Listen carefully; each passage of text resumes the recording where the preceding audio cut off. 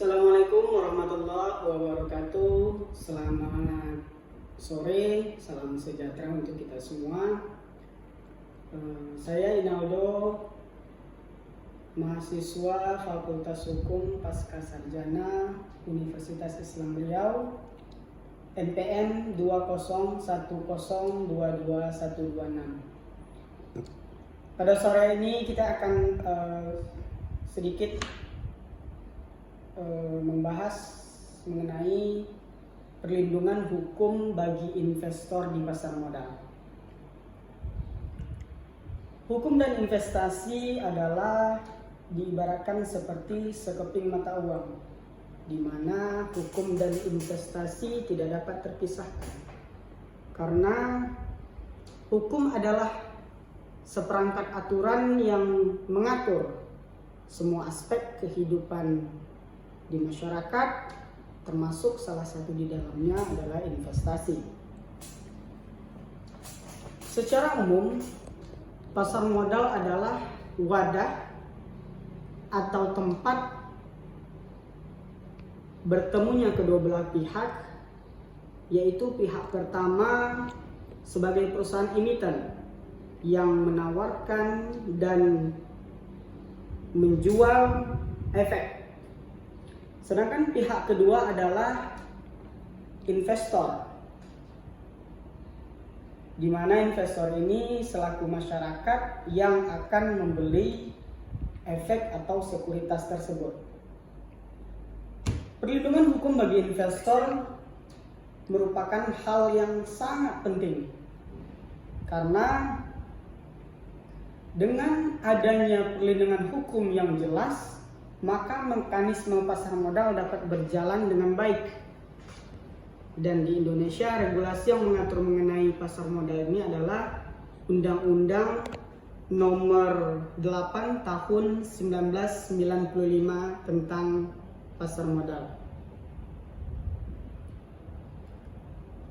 Ada beberapa definisi pasar modal menurut para ahli, yaitu yang pertama menurut Rushdin, pasar modal merupakan kegiatan yang berhubungan dengan penawaran umum dan perdagangan efek.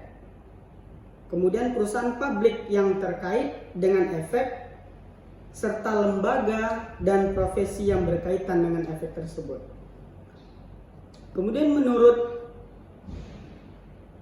Eduardo Standelilin, pasar modal adalah pasar tempat untuk memperjualbelikan sekuritas atau efek yang umumnya memiliki umur lebih dari 1 tahun, seperti contohnya saham dan obligasi. Baik, kemudian selanjutnya manfaat pasar modal. Ada 5 manfaat pasar modal, yaitu yang pertama sebagai wahana pengalokasian dana secara efisien. Yang kedua, sebagai alternatif investasi. Yang ketiga, memungkinkan investor untuk memiliki perusahaan yang sehat dan prospek ke depan yang baik. Yang keempat, manajemen perusahaan secara profesional dan transparan. Dan yang kelima, peningkatan aktivitas ekonomi nasional. Undang-undang yang terkait dengan pasar modal di Indonesia. Seperti yang saya sampaikan pada awal pembahasan tadi, undang-undang yang menjadi landasan dan dasar untuk berjalannya mekanisme pasar modal di Indonesia adalah Undang-Undang Nomor 8 Tahun 1995. Kemudian di bawahnya ada Peraturan Pemerintah Nomor 45 dan 46 Tahun 1995. Kemudian ada Keputusan Menteri Keuangan, kemudian Keputusan Ketua Bapepam, dan yang terakhir Peraturan Bursa Efek. Baik, selanjutnya bagaimana perlindungan bagi investor di pasar modal?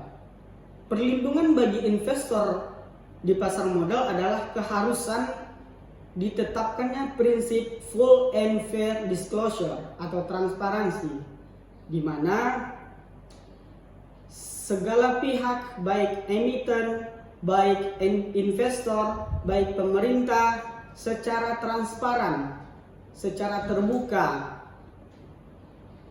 baik itu terkait informasi ataupun terkait hal-hal yang lainnya yang berkaitan dengan pasar modal.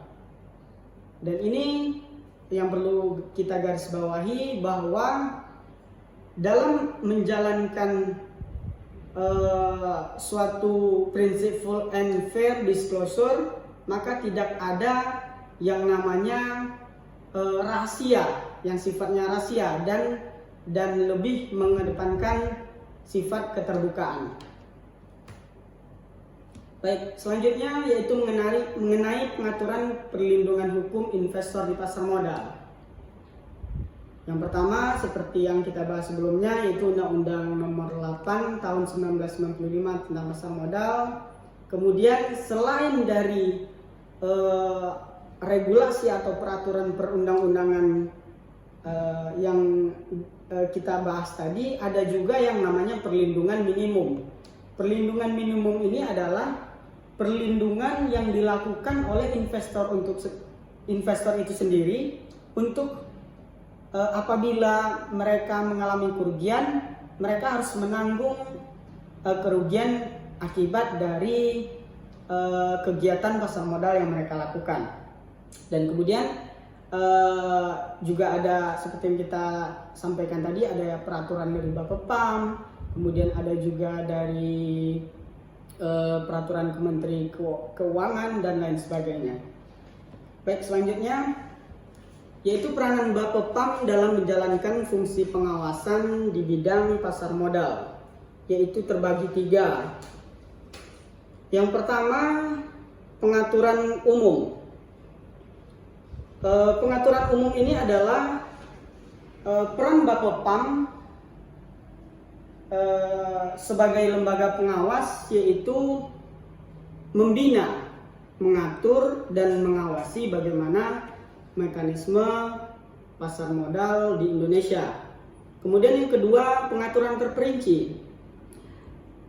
Terdapat dalam pasal 5 Undang-Undang Pasar Modal, yaitu terkait dengan semisal tentang pemberian izin usaha suatu perusahaan emiten, kemudian terkait kewajiban pendaftaran suatu perusahaan, kemudian mengenai penetapan persyaratan pencalonan komisaris ataupun direksi, dan juga melakukan pengawasan dan penyidikan apabila terjadi suatu pelanggaran di dalam pasar modal.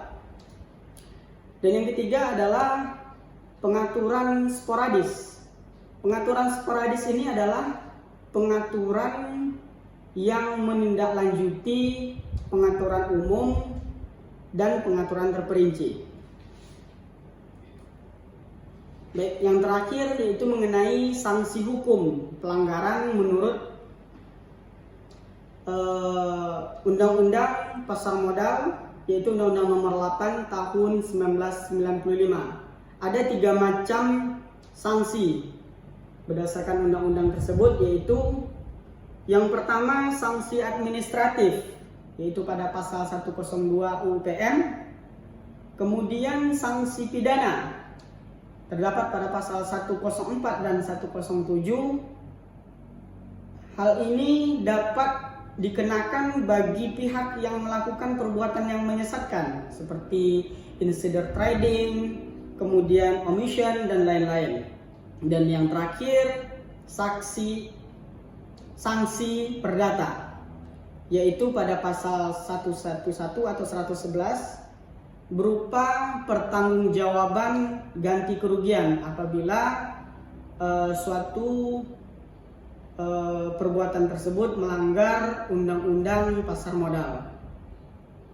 Mungkin itu yang dapat kita bahas pada sore hari ini. Mudah-mudahan apa yang saya sampaikan dapat diambil manfaat dan hikmahnya. Demikian yang dapat saya jelaskan. Billahi taufiq wal hidayah. Wassalamualaikum warahmatullahi wabarakatuh.